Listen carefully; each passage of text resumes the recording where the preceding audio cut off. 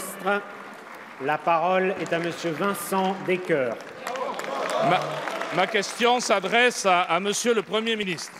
Monsieur le Premier ministre, le porte-parole de votre gouvernement a confirmé mercredi dernier la décision de réduire la vitesse maximale autorisée à 80 km/h sur le réseau secondaire, balayant du revers de la main les arguments des élus et des associations d'usagers et restant sourd à l'inquiétude légitime, voire désormais la colère d'une majorité de Français.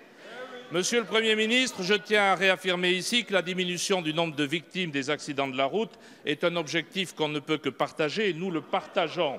Aussi, ce n'est bien évidemment pas l'objectif poursuivi que nous remettons en cause, mais les moyens d'y parvenir. Pourquoi ? Parce que cette mesure est injuste et inadaptée. Beaucoup d'élus sur ces bancs, sur tous ces bancs, des élus peut-être plus nombreux qu'il n'y paraît, partagent ce point de vue. Elle est injuste parce qu'elle n'aura pas les mêmes conséquences pour nos concitoyens, qu'ils résident à proximité d'une autoroute, dans une zone rurale ou périurbaine, et de surcroît dans un département rural et de montagne. Une injustice d'autant plus mal vécue que votre gouvernement a affiché comme priorité, je vous cite, la mobilité du quotidien, alors que dans le même temps, vous vous apprêtez à condamner les automobilistes qui empruntent le réseau secondaire à ne plus pouvoir dépasser les véhicules lourds puisqu'ils rouleront désormais à la même vitesse. Monsieur le Premier ministre, votre gouvernement, s'il devait ne pas renoncer, doit à minima se résoudre à adapter cette mesure en faisant le choix de laisser ceux qui connaissent le mieux ce réseau décider des axes sur lesquels la vitesse pourrait être menée à 90 km/h. Je pense au préfet pour les routes nationales, au président de conseils départementaux pour les routes départementales.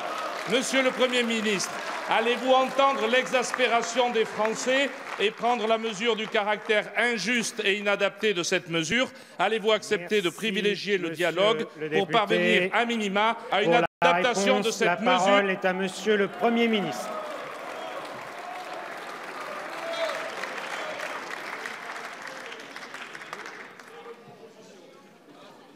Monsieur le Président, Mesdames et Messieurs les députés, Monsieur le député,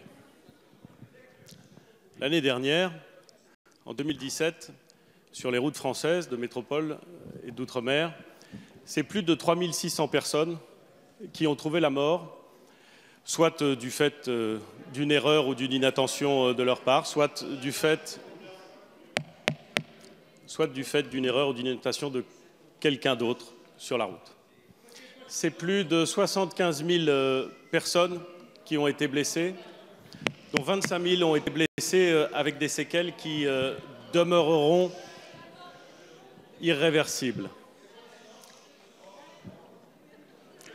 Samedi 3 mars dernier, et je vais répondre complètement à votre question, ces chiffres, ces statistiques ont pris la forme d'une occurrence.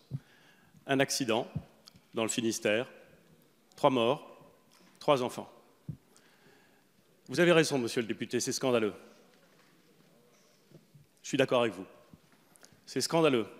Ce qu'ont vécu les témoins de cet accident, ce qu'ont vécu les équipes de secours, ce qu'a vécu le gendarme qui a été annoncé à la famille, ce décès, vous avez raison, monsieur le député, c'est scandaleux. Monsieur le député, vous avez été...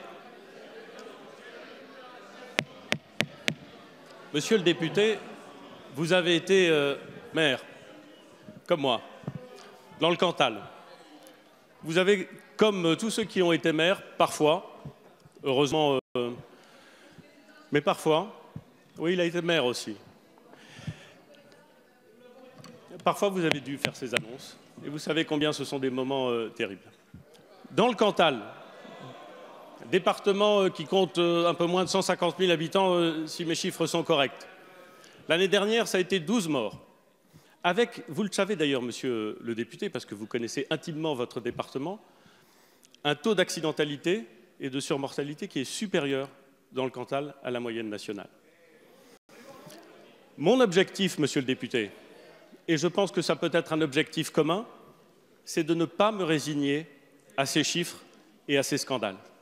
C'est de faire en sorte qu'alors que notre pays se mobilise à juste titre quand un accident coûte la vie à nos concitoyens. Il ne se résigne pas à ce plancher sordide de plus de 3 500 à 3 600 morts annuels.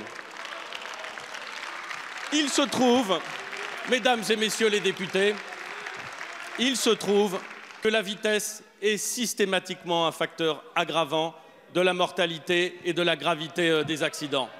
Il se trouve que c'est systématiquement un facteur aggravant.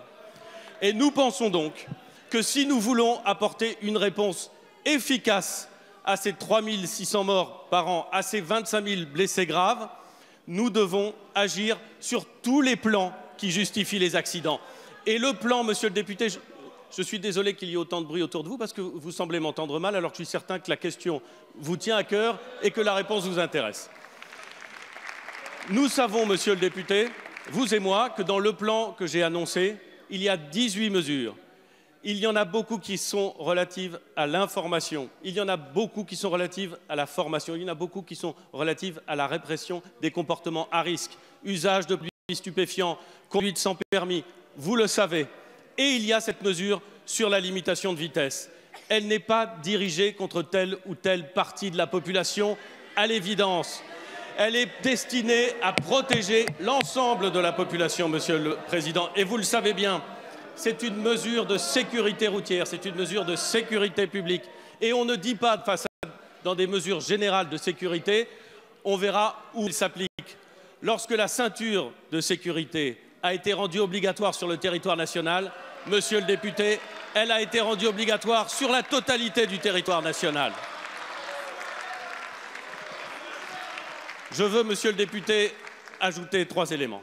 Le premier, c'est que nous avons indiqué que l'ensemble des coûts liés à la transformation de la signalétique seraient pris en charge par l'État.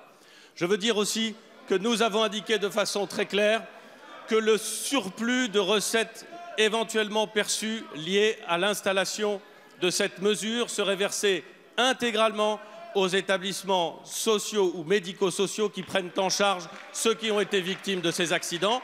Je pense que c'est utile pour ces établissements et je pense, monsieur le député, que c'est utile pour ceux qui sont victimes de ces accidents.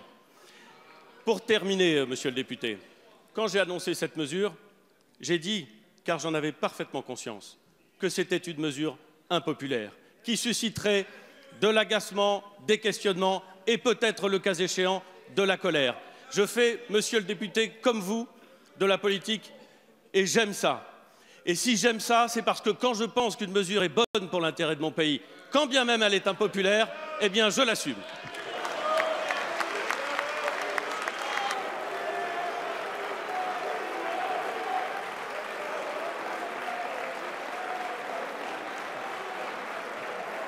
Merci, monsieur le Premier ministre.